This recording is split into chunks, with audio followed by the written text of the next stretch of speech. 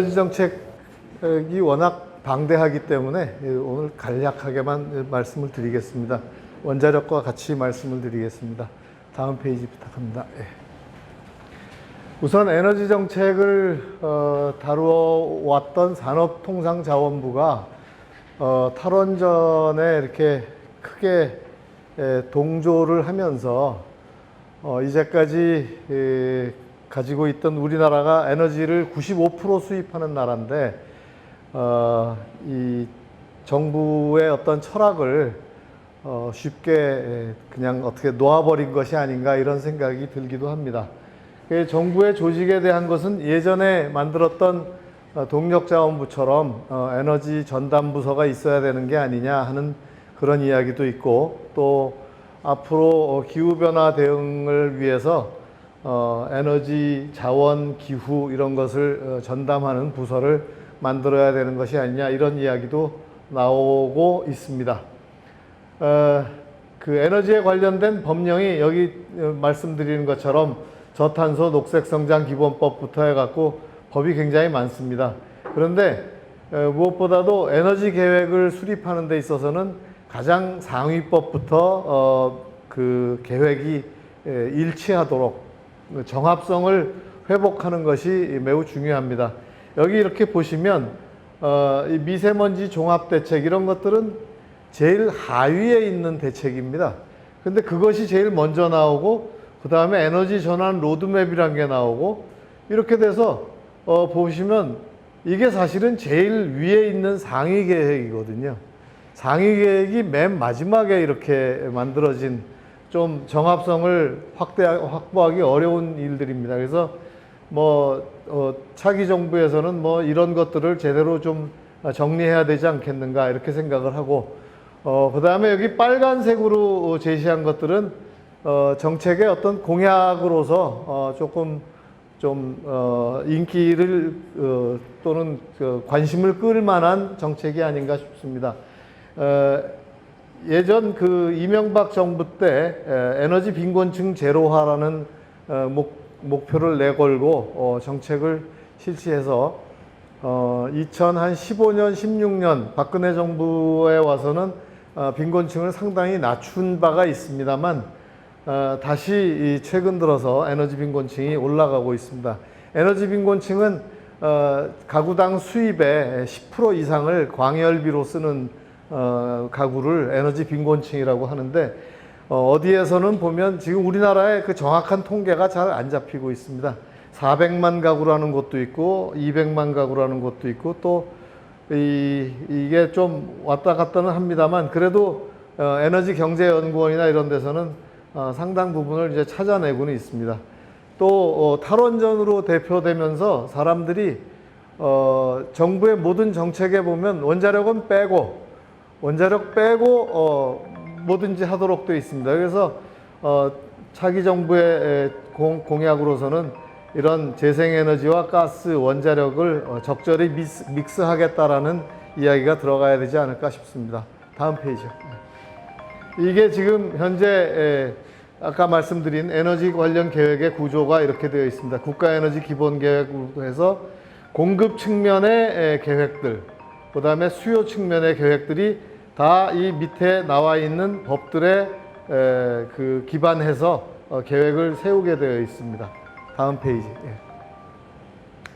우리가 당면하게 될 가장 큰 문제는 아마 탄소 중립일 겁니다. 탄소 중립에 대해서 작년 10월에 정부가 하겠다고 발표는 했습니다만 아직까지 상세한 계획이 안 나오고 있습니다. 그것을 못 만들어낼 것 같습니다. 왜냐하면 원자력 빼고 하겠다고 하기 때문에, 원자력 빼고 탄소를 안 내겠다 이렇게 쉽지 않습니다. 근데 대신 외국의 전문 기업인 우드 맥켄지에서 우리나라에 대해서 분석을 한 보고서를 냈습니다. 여기에 따르면 향후 20년 이내에 1억 톤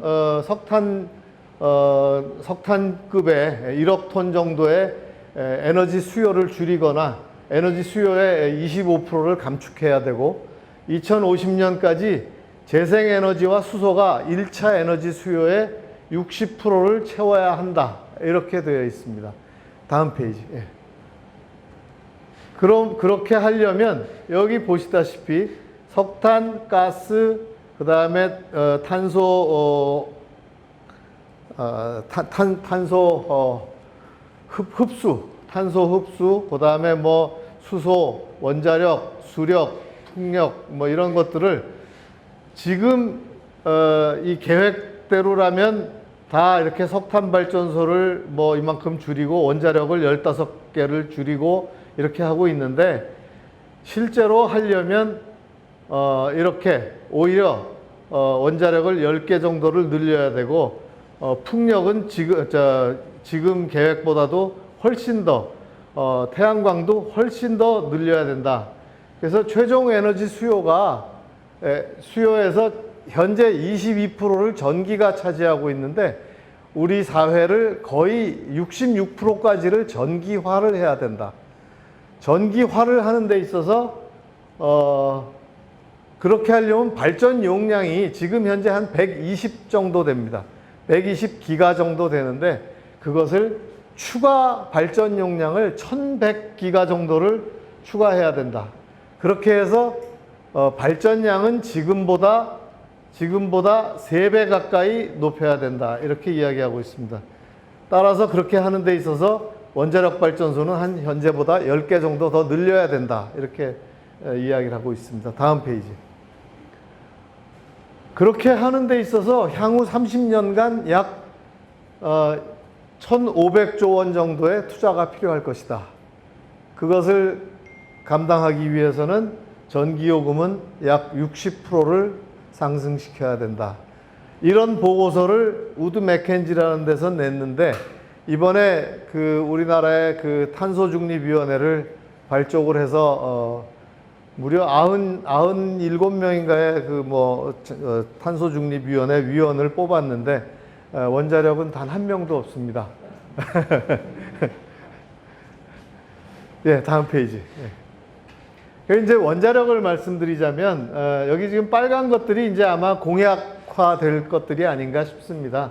신한울 3, 4, 5기가 지금 건설 도중에 멈춰 있습니다. 그것도 한 6천억 정도 투자가 들어간 그런 일인데 그것을 중단한 것을 건설을 재개해야 되고 그리고 아까 보셨다시피 우리 사회가 전기화와 수소화 두 가지로 가야지만 탄소 중립을 이룰 수 있다라는 게 아까 그 전문 기업의 보고서입니다. 그 수소화를 하는 데 있어서 이 수소를 만들면서 이산화탄소를 또 발생시키면 안 됩니다. 근데 지금 할 수 있는 수소 생산하는 기술 중에는 그 LNG, 즉 도시가스를 개질해서 수소를 만드는 기술을 적용할 수 있는데 그렇게 하면 수소 1kg 만드는데 이산화탄소 10kg 정도가 발생하게 됩니다. 근데 만약에 원자력을 사용하거나 또는 태양광 전기를 사용하게 되면 이산화탄소는 발생하지 않습니다. 그런데 태양광 전기는 하루에 사용할 수 있는 시간도 적고 효율이 한 20% 이내로 나오기 때문에 원자력을 사용하면 효율을 한 85%, 90%로 이용률을 할 수 있어서 원자력 이용 수소 생산을 아마 기치로 걸어야 될 게 아닌가 이렇게 생각을 합니다. 원전 산업 생태계는 지금 4년 동안 상당히 많이 파괴가 되었는데 그것을 복원을 해야 되고요. 그리고 이번 정부에서 그 대통령이 미국 가서 합의해온 한미 원전 수출과 공급망 협력 이것을 우리도 적절히 이뤄내야 된다 이렇게 생각을 합니다.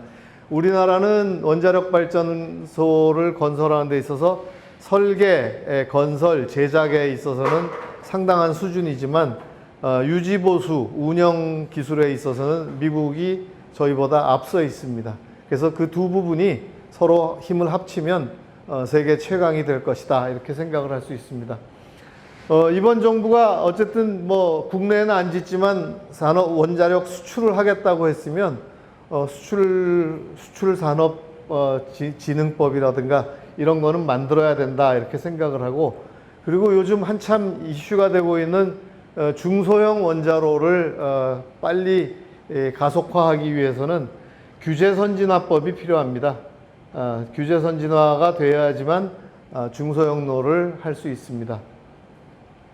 공약으로서 얘기해 볼 만한 게 원전이 있는 지역의 주민하고 도대체 어떻게 상생할 수 있는가. 저는 뭐 지자체하고 어떤 합작회사를 만든다거나, 특히 만약에 수소를 생산한다고 할 경우에 수소 생산을 위한 공장에 합작 투자를 한다거나 이런 것들을 해볼 수 있지 않을까 이렇게 생각을 합니다. 그리고 원자력을 이용한 에너지 빈곤층 제로화 사업이 가능합니다. 원자력 발전소 한 기 정도만 가령 빈곤층 제로화 사업에 투입을 하면 한 200만 가구에 월 한 150kWh 정도를 무료로 제공하는 것이 크게 어렵지 않습니다. 그렇게 했을 때 뭐 비용으로 따져보면 한 5천억 정도가 비용이 될 텐데, 요즘 돈 쓰는 수준으로 봐서는 뭐 5천억 정도는 별거 아닌 것 같아서 제가 감히 원자력 발전소 하나를 빈곤층 제로화 사업에 써보자 하고 이야기를 하고 있습니다. 그리고 사용 후 해결료에 대해서는 사실 그 정부가 좀 책임을 계속 방기해 왔기 때문에 다음번 책임 있는 정부는 사용 후 해결료에 대해서 어떻게 하겠다라는 것을 명확히 제시를 해야 된다 이렇게 생각을 합니다. 수소에 대해서 짧게 말씀드리면, 앞으로 전기의 세상 그리고 수소의 세상이 올 것이다, 또는 그렇게 가야 한다라는 것은 뭐 탄소 중립이라든가 이런 세계적인 화두이기 때문에 그것을 안 따라가면 저희가 각종 무역 규제라든가 이런 것을 당할 수밖에 없는 그런 형국에 처할 것입니다. 선진국들이란 게 보통 자기네들이 할 수 있는 수준까지 딱 만들어 놓고 후발국이 못 따라오는 그 선을 딱 그어 놓습니다. 그러고서 못 따라오면 그걸로 또 이렇게 상당히 억압시키는 그런 면이 있기 때문에 저희는 빨리 수소 쪽으로 따라 올라가야 된다 이렇게 생각을 합니다. 수소는 여기 보시다시피 수송용 또는 이 건물용 또는 합성유를 만들 수가 있습니다. 수소를 이용하면 합성유를 만드는데, 소위 말해서 아주 롤스로이스는 영국의 중소형로를 10개 정도를 짓겠다고 계획을 발표를 했고 영국 정부랑 합의를 했습니다. 중소형로의 목적 중에 상당 부분이 어디에 들어가 있냐면 영국이 사용하는 액체 연료의 4분의 1이 항공유입니다. 그거를 전부 수소를 이용한 합성유로 만들어서 탄소 제로, 탄소 중립에 기여하겠다 이렇게 하고 있습니다. 그리고 그 좋은 자동차 만드는 포르쉐는 칠레에다가 대규모 풍력 단지를 짓고 있습니다. 그 대규모 풍력 단지에서 나오는 전기로 수소를 생산하고 그 수소로 합성유를 만들어서 자기네 자동차에다 쓰겠다. 그러니까 내연기관을 포기하지 않겠다는 이야기입니다. 아우디는 역시 스위스의 수력발전소 옆에다가 수소 공장을 지어서 합성유를 만들어서 내연기관에다 떼겠다. 그렇게 되면 추가로 이산화탄소를 발생시키는 게 아니기 때문에 그것은 탄소 중립에 기여한다 이렇게 볼 수 있습니다. 여기 보시면 요 전기가 있어야지만 수소를 만드는데, 여기 원자력, 태양광, 풍력 이렇게 다 이런 전기가 다 들어가죠. 근데 국내에 어떤 그림이든지 찾아봐 보십시오. 요것만 빼고 다 있습니다. 원자력만 빼고. 예, 다음 페이지요. 우리나라에 2030년까지 필요한 수소양이 한 200만 톤 가까이 되는데, 지금 현재 계획을 보면 여기 뭐 부생수소 또 수전의 해외 생산 이런 걸 합쳐서 50%, 추출수소로 50%였는데, 추출수로 50%라는 것은 바로 그 도시가스를 가지고 만들겠다는 거기 때문에 한 100만 톤을 만들면 1000만 톤 정도의 이산화탄소가 발생하게 됩니다. 다음 페이지. 그래서 이산화탄소 배출 없는 수소 생산을 위해서 결론은 재생에너지도 쓰고 원자력도 써서 이 이산화탄소 없는 수소를 대량 생산해야 된다. 이런 이야기를 할 수 있습니다. 예, 다음 페이지. 그래서 2030년 그린 수소 생산량 전망을 보면 지금 이 재생에너지 전기를 활용하겠다는 계획은 거의 실현 불가능합니다. 그리고 그린 수소라는 것은 수소를 만들 때 이산화탄소 발생이 없는 것인데 수입 가능성이 거의 없습니다. 해외에 그린 수소 수입선이 중동에서 할 수밖에 없습니다. 사우디나 그 주변의 중동 국가들은 태양광을 쫙 깔아서 그 전기로 수소를 생산하겠다는 계획을 갖고 있는데 그 수소는 이미 일본이 다 사기로 결정이 되어 있습니다. 그래서 우리나라는 아마 수입할 게 없고 우리가 수소를 수입한다고 하면서 지금 호주에서부터 수입하겠다고 하는데 호주에서 만드는 수소는 전부 갈탄으로 만드는 수소이기 때문에 이산화탄소 발생이 많을 수밖에 없습니다. 원자력 발전소 하나를 1년 동안 돌리면 한 20만 톤 정도의 수소를 생산할 수 있습니다. 제가 왜 수소를 말씀드리냐 하면 사실 그 탈원전 정책을 이렇게 밑에서 떠받치고 있는 건 우리나라 가스 업체들입니다. 민자 가스 발전사들 또 가스공사 이런 데서 전기 시장이라는 파일을 놓고 봤을 때 원자력이 워낙 튼튼하게 밑을 받치고 있어서 약 30~40%의 전기를 원자력이 받치고 있어서 자기네가 들어올 시장이 없는 겁니다. 좋다. 그러면 앞으로 원자력 추가하는 것들은 주로 수소 생산에 쓸게. 그러면 전기 시장은 알아서들 해라. 이런 시그널을 지금 주고 싶은 겁니다. 네. 다음 페이지. 또 이제 원자력 발전소는 수출을 하지 않으면 우리나라의 산업 생태계가 이렇게 쉽게 지속성을 가지기 어렵습니다. 그 에너지 기술 수출이라는 것은 사실상 그 프로메테우스가 인간한테 불을 갖다 준 것처럼 그냥 뭐 자동차 팔고 테레비 팔고 반도체 파는 그런 수출이 아닙니다. 한번 그 발전소를 수출하면 100년 정도는 서로 관계를 가지게 되어 있고 그 관계 중에서도 특이하게 우리가 수출한 발전소를 가진 나라에서는 그 나라의 사용 해결료를 건드릴 때 우리의 통제를 받게 되어 있습니다. 우리가 다른 나라를 통제할 수 있는 거의 유일한 그 분야가 아마 원자력 수출이 아닐까 이렇게 생각을 합니다. 우리가 마찬가지로 미국으로부터 통제를 받는 것과 마찬가지로 우리도 우리의 그 수출국한테 통제를 가할 수 있게 되어 있습니다. 다음 페이지. 그리고 뭐 원자력 발전 시장은 뭐 앞으로도 계속 클 전망이고 특히 중소형 원자력에 대해서 많은 그 좋은 전망들을 하고 있습니다. 그 이유는 지금 현재 한 30년 이상 된 석탄 화력 발전소가 전 세계에 32,000개가 있습니다. 그것들은 특히 영국이나 뭐 이런 나라들은 2025년까지 석탄 화력을 다 없애겠다는 약속을 했고 유럽의 많은 나라들이 그런 약속을 빨리 지켜나가고 있고 미국 역시 마찬가지입니다. 그래서 석탄 화력 발전을 대체하기 위해서도 상당한 규모의 시장이 형성될 것이다 이렇게 보고 있습니다.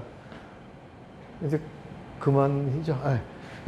전 세계에서 대략 한 70종 이상의 중소형로를 개발하고 있는데 우리나라도 개발 경쟁에 뛰어들고 있고 근데 그 개발의 성공의 관점이 성공할 것이냐 못할 것이냐가 마치 기술에 있는 것 같지만 기술을 규제하는 규제 기술이 최고입니다. 이게 안전성을 다루는 문제에 있어서는 새로운 아이디어를 암만 구현해봤자 안전하다라고 판정해 줄 수 있는 기술이 없이는 안 됩니다. 그 판정해 줄 수 있는 기술은 제도를 통해서 자라납니다. 그래서 그것을 규제 선진화할 수 있는 법을 빨리 제정하는 것이 중소형로 개발 경쟁에서 이기는 가장 중요한 길이다 이렇게 판단을 합니다. 이상 발표를 마치겠습니다. 감사합니다.